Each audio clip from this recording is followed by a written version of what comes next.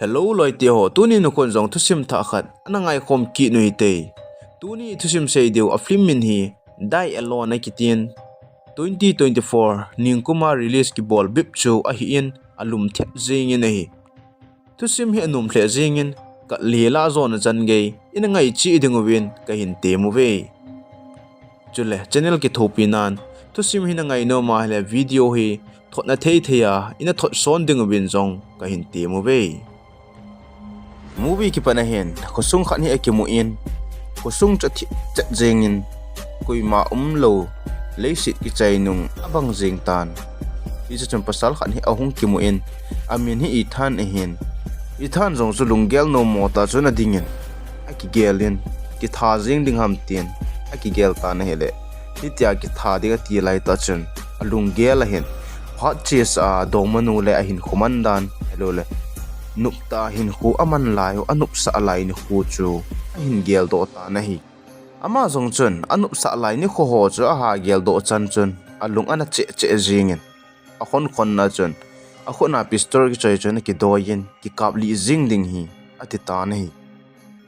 ithan hi ipiji a ki that go ham chule ipithil so umham ye num diu a hi in tu sim hi azona chan inangai dingu win ka hin te mu ve hi cha hin phachi sa ahung ki mo in hi chalaya chun virus khan hi agam sungo chun ahung lengin hi che virus chun leisit mi him zo se he asun ning hal sok ke jengo win hi leisit mi mo jong a boil ala jengo win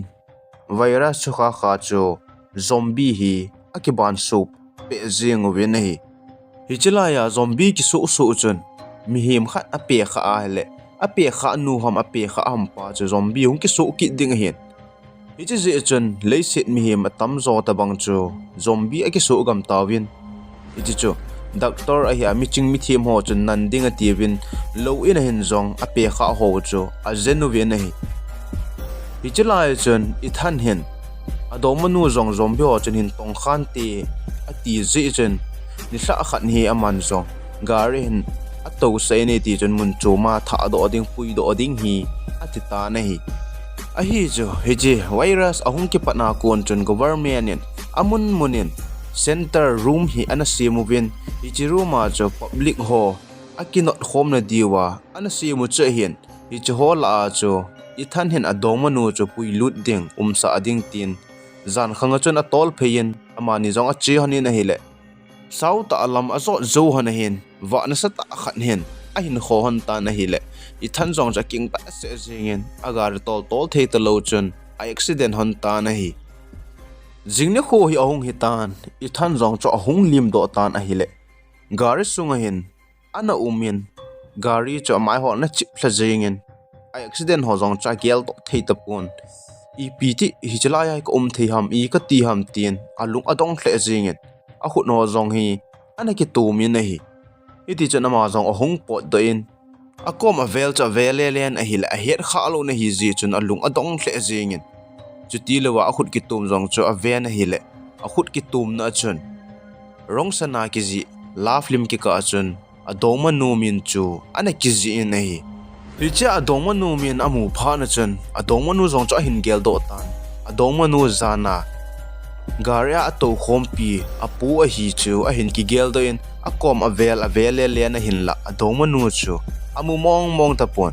amu lo pha chana ma jong ahung po da in Adongma nu a hin hol le jing ta na hi ama jong a che na hi le khosung khan he ga lut tan khosunga in hola cha vele le na hin la masang banga mi hi au ta pon a thip jing ta na hi la lung adong hle jing a kheile le en a che insung khan chana lu ni na hi le insung rong chu ana sila la jingin alung hi adong hle jingin nei ama jong adam na wang hin masanga alung gel bang cha hi pon alung gel hi akinot hle jingin I ma cha su sa jong a he thei mong po na hi a hi chu hi chalai le si na tu a hi atam zo hi zombie ki su ngen chenga hi tawin mi hiam hi ahlom cha bo hi a hing ta na hi hi chalai kho song chun I thanin zong Adongma nu cha kovin asamin awa le na hi le mun khana gari gen cha hin zatan agit na lang ta cha zonin a chen a hi le mi ni hi gari len khana hen ahung ki tol honen ichite ni chun mei thala ki choi hanin aka mu phan chun ithan chun a hovin Adongma nu adongin a hile ichite ni chun ithan chun mei thala an kap dung atien in kam hon tan hala ma zong a zamin bang pang chun ki sel ta na hi hitia gar chunga to ten in ithan a kam han pen chun ama ni chu mi chomin ga la kon hen mei thalen a hin kamen ichite ni chu athi hon ta na hi ichite ni hin tha chu koidang an hi lo nu mei khat hi an hi in amin hi tina a hi in hi tina zong chun ithan kom chuni pina bol ham hoya na chi gon hama tin hi le ithan chun ka dongma nu ko hol he ka dongma nu na mu lo hama tin hi le tina chun zoteng le holding hi epp le chite ni ta sa he gar chungin hung sim do huai na tien a ko ta na hi le ithan zong chu chi in athite ni ta sa chu gar sunga chun a sim do pi ta na hi hitia asim hon lai ta chun ithan chu lung ahung wain ho helovin tu lo chun a ke jam ta na hi phat chom khat zawin ho a hin he kitan ahung lim kitan amin a hin ha in ahung tho de na hi le in sung khat ne an hi tan he chi in chu koi da nga na hi lo ti na a cha na hi ama jong ahung tho da in tina kom chun a chen a hi le tina chun bulimi ho hi an honin ithan chun tina cha ga na yin a hi le tina chun hoya kona nong ham hoilai na chi go nam tin a hin dong in hi le ithan chun ka dongma nu ta zana chun garin kong hanin government hona sim now center muna chi de ga ti hanin a hi le lam ka chun ka accident hanin ke accident na kona chu ima cha su sai ka heta poe atien asei ta na hi ithan jong chu in sung chun awa le le na hi le newspaper ho hi amu sau sawin a ve ve na hi le leise Achai tai ti a ki sut na hongen chu ana hi tan ama jong alung adong tle jing tan Adongma nu jong chu leise ki chai nunga athi a tam tin jong agelin na hi tina chun ichlai news a ki sun ho cha ta he tu a he leise na mi hem hi 100% a 10% hambo ta ye tin a sei pi na hi ithan jong chu in sung chana wa le le na hi le man cha za zan ho jong hi a hin mutan tina chun ithan kom chun man cha jong aza zat nei angai tai a ji chu ichen naw leise chunga hi zombie alangin hi zombie chana pe kha kha zombie ke su pe pe hi ji chun hi jo hi ki ven a nei anga ye tin a sei pi na hi ama ni jong kholim lim hanin na hi le light ahung thitan light thi pha na chun ithan kom chun in sunga thilum ho chmo khoi lo he na tien light sim phadingin apo do tai tina po do chun ithan jong aga po do in vel chun wa le len a hi le in lui koma thil khat chu aga ve na hi le hi chi chu ahung chat ta na hi hi chi ahung cha phan jan ma jong ki chap se jingin tina kom cha hlai loi chelin tina cha dong ta na hi le tina chun thil dang jong a sei be pi pon ichlai vel hen na changin mo wa le le hen ati pe na hi lai athi ta ji chun tina jong chun solar plate ho hi tam ta pi he lai na ding hen na join tan asim tan hi le sim do thei mong tapon asim do thei lo mong pha na chun ithan jong chun tina cha ki thopi en asim khom hon tan hi le zo na chun lai cha hin sim phon tan achi thei ta na hi lai asim pha zo hon chun tina jong gamla asa kap dingin chi in gama ga lengin sa hin kamin in lang ong kile kin tai zan hen amanin jong tina sakap chu aki hon hanin ane honin ithan chun bulame ho adu wal ji ai lo le tina en a kho sa awal ji chun tina kom chun ke pa thu a season iti chun amani jong ato hanin a kholim lim hanin hi le zan khanga chun tina en la hin hla phana chun ahung lamin ithan chu to alam khom han ta na hi hitia tina to ithan ahung lam khom hon chu ithan chun amasa Adongma nu to alam khom ho cha hin gel do ki ta na hi ama ni jong alam lam honin alam khom hon pha na chun tina kom chun ithanen a hi poye ka Adongma nu ka ga holding a hi atin hi le tina chun epp le tu ai zan a hi in line ki chol do na jing te le i holding hi atin ada la ta na hi tina ya da hla zo chun ithan jong cho nomin a hin la jingka hong hi ding changa lel wal ji chun apam lang in a po den gari akimanin Adongma nu holding chun center mun lang chu azun ta na hi ithan jong cha che chen hi le khuwa nu nga hin center mun cho ga thlung tan ahlun thun chon ko cho ven hi le thingin jong aki kilian mi asamin a covid a hin la ko i ma chan a hin don but pu na hi le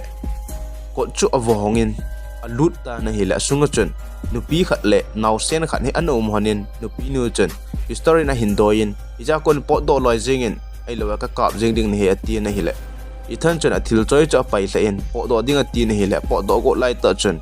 zombie ki so zombie khat ni ahung in ko chon hung lut ko ta na hi le numeinu cha thlai phin ko chu agabon ta na hi chi zombie he gim nei hle jingin zombie jong cho insung cho hung lut do ding bo cha he tan numeinu chon ko ason na hin la ason zo pon i than jong chon numeinu cha ki thopi en hi ti chen zombie polanga shot do ding cho go hanin piston jong aka min hin la kan mong pon zombie chon azo zo nan numeinu cha samin a hin man ta na hi le i than chon athi choi chen zombie cha ze men a hi le zombie chen alel be se jingin a hla in apam langa chen a thluta na hi ji pha chen i thanin kot chu akam ta na hi pha chom khat zo chen i thanin jong window a kon chen zombie cha vele le na hi le zombie chen hi chlai mun da hlo chen in pangla in maila gamla adung la chen na ki selin hi chite ni na chu zombie chen ave jing na hi ji chen i than jong hi cha kon na po do ding chu ati azat le jing ta na hi i than jong chen nu meinu ko ma chen ka dom no na mu kha jing em tin adong in hi le nu meinu chen ka cha he to hi chlai mun na ko hon na hi a sot le jing ta ye mi him kam mu kha alu ne jong a sot le jing ta ya tin hi le i than chen nu meinu to sei chu apu nat bi le jing in alung ana le jing in bang pang chen na ki nga yen hi ti chen adom nu ngai chen a ta na hi a hi chu i than jong hi chlai mun na ko na po do ding hi alung a hi en a hin la apam langa zombie a ji chen a po do thei pon zan khang a hi phan he na ma jong a i mu so le jing tan a i mu so phan chen i mu ding a tien ai le nu meinu chen nang nom teng chol do in ke khang na nge ken gan bol na nge tien i che chen i than jong a ki chol do ta na hi jingka hi ahung hi kitan i than jong ahung khang tan hi le ana che chu jingin a kamla a khut la o chen thisan hi adim tha jing tan alung adongin a vele le na hi le amaya chen ichilai mo na nupi nu le naw sen chu athi sa in a hin muta na hi ama jong nupi nu se paten a ve na hi le akula kon chen hampa ho hi ahung ke do ta na hi a dan chu jan khanga chu zombie hung ki na nu meinu chen akidel pin langa chu nu meinu le acha chu ana tha kha i than ai mun zia zombie chen ana mu do lo chu ana hi in hi chule nu meinu chu zombie an tha ta ji chen zombie ma hung ki su ki ding chu a hi in hi i thanin jong hi cho amu phan chen alung adong be se jeng aki chat wal ji chen agana thei bangin apam lang chen ahung hlai do in hi le apam lang chen zombie khat ma hin mi him khat ana ne ki chu a hin mutan ama jong so ganai phi ne hi le hi chi mi him nu chu hi chi nu me nu chu zombie ana ki su chu na hi ki ta hi chi nu jong chen i than ko ma chen nei ki thopin tin a hin nai na hele i than chu ki chabe se jingen azam go ta na hi le zombie ki su nu chen atu cha en hi te atu phan chen a hla thei mong ta pon adung langa kon chen mei thalin mi khat in a hin kap ki nin hi le hi zombie ki su nu chu athiki ta na hi anung langa kon na mei thala hin kap chu koi dang an hi lo ti na ma hi an hi en ti na jang che phe ni than chu pui do ding a ti na hi le i than chu na vele le na hi le mun khana box ki khai chu hin mutan aga ven hi le apam langa adoma nu in te tu a ki ta ding symbol ana dei chu ana tan a khoi jin a hi le adoma nu cha gel do ki nen hi chi box chu aga hongin a hi le sunga chun phone khat hi ana tan a hi ama zong lung don je chen phone chu aga ame eva in hi le battery ana lo tan hi cha chun adoma nu hi ahung ki mu in adoma nu chun video he na simen video chun i chen naw lei sin a boita a je in ei ni zong aki khen lo the i hi hon ta poi ke zong nang komin kum nomin nang zong ke koma nom ding ka ta sani nei hi zong le boina ji in i khom thei hon ta poi atien i cha chana battery chu ahung thi tai phone battery a bei phan chen i than chon lung a hang ba se jeng phone chu se ke jeng ding ati na hi le tina chan aza da in a hi poi sep ke hi en ke na ke in hun battery charging na ding omin hi cha chun charging hitin ve phaki na na ti ati pe in iti chun in langa pui dinga hin te ta na hi amani jong in lamzo na chi gun hon chun ithanen agari tol chu athau he an beitan aki tol thei to pon na hi le tina ahong na cycle a chi ding che yon tan tina chana tolin cycle anung langa chun ithan cha kitungen achi hon tai achi honen mun khana pha hon chun a kheulim honen ithan chun tina ko ma chun jina nei tem tin adongin na hi le tina chun ima cha jong a sei pon adon but pon na hi iti chun ahung hung honen a hi le lamka mun khana thau hum jina mun khania in phon tan hijlai phon pha chun a king honen a hi le ithan chun alungela Adongma nu a hingel do kitan government ho in CM center mun achut hon masang chun gari thau ana khumpa hon na che hin hicha gari thau khum hon na chun zombie ki su khan hin Adongma nu chu athan gotan anai phi na hi le ithanin amu phan chun hichi zombie chu ana thatne na hi hicho hin gel do in ithan jong alung mun mo na ki ka chun alung gel chu no mo che jeng lung hel na in adim jing in na hi amani jong akipat do kin hanen chi hanin a hi le hetman lo chun tina te en chu aga hlung hon tan ina hlun hon na chun tina chun kon hon ding a tin hi le a in panglanga mi cha gen hi a hin zatan hi chapa chun I than chu thip be be wa tina a thip se en pistor kila do in panglang chu kang cha chan a zon hon tan a hi le in panglang chun pasal khat ni ana ta na hi tina jong pasal ba mu mo chun hi chla ji pi na bol ham tina dong in a hi le ichi pasal pa chun ima chang ka bol he a hi chu kazino ka ki man sen kazino hola ko hung a hi a hi thia le chla ina nei sa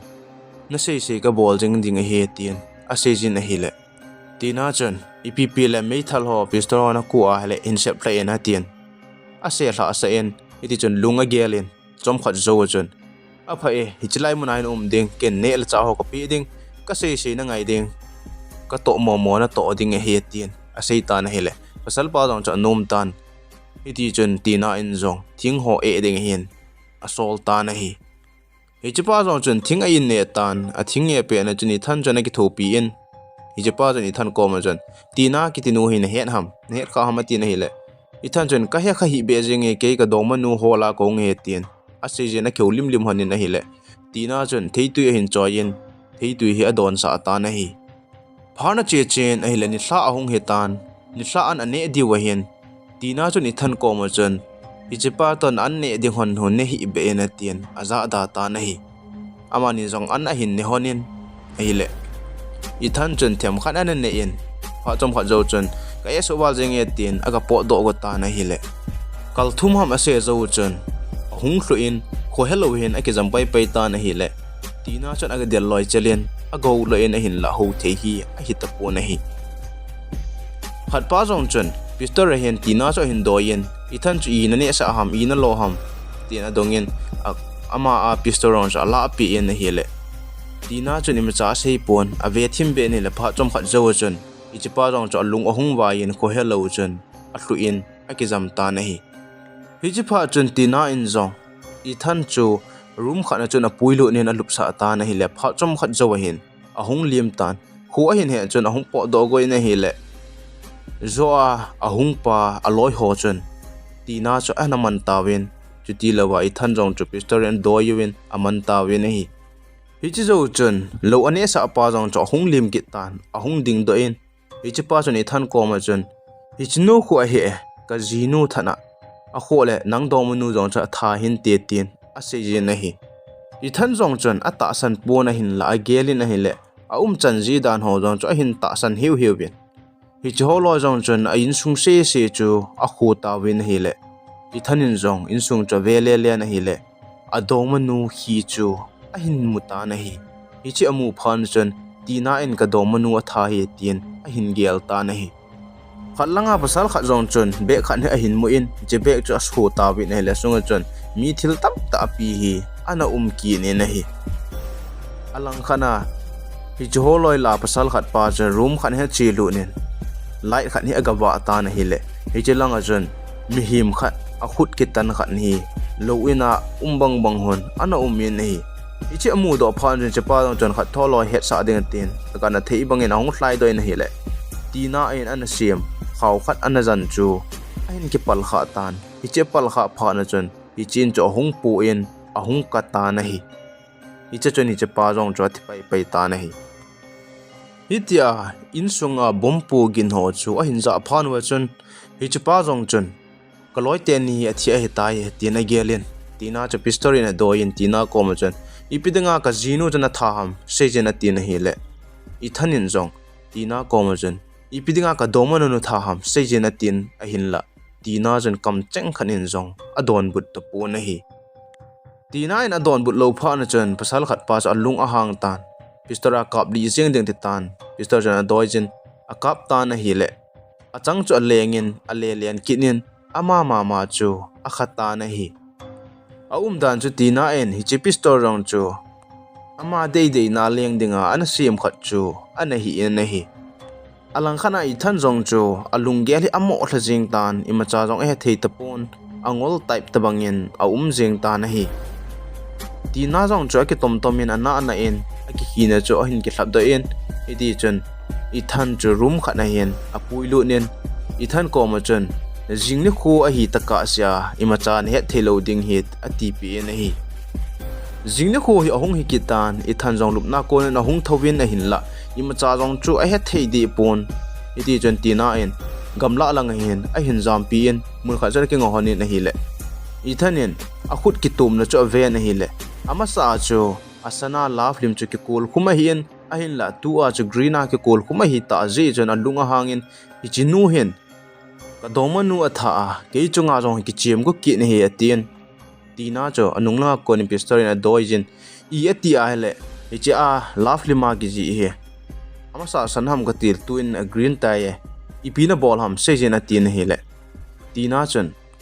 ama sa san cho a phat ki chai ta tu a tha ki ta solem ati pe na he le I than cho alung a hang chen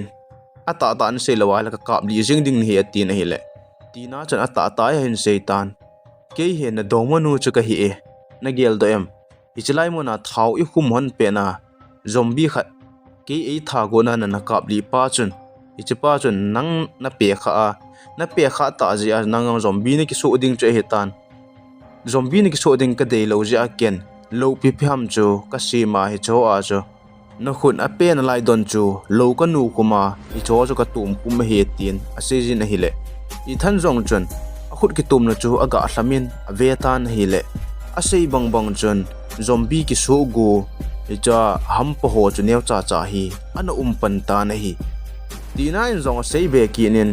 nang he zombie type thim na hi ta ji chun mi him iza nam hi kana thanin ata saw chu kana ni sa ajin hi cha chun kana wa in na hi tien a sei ji na hi chule kin nang kalung sit wal je a kana gen the wal je a kamai ka ta sa jong te simel kana put leu che hi tan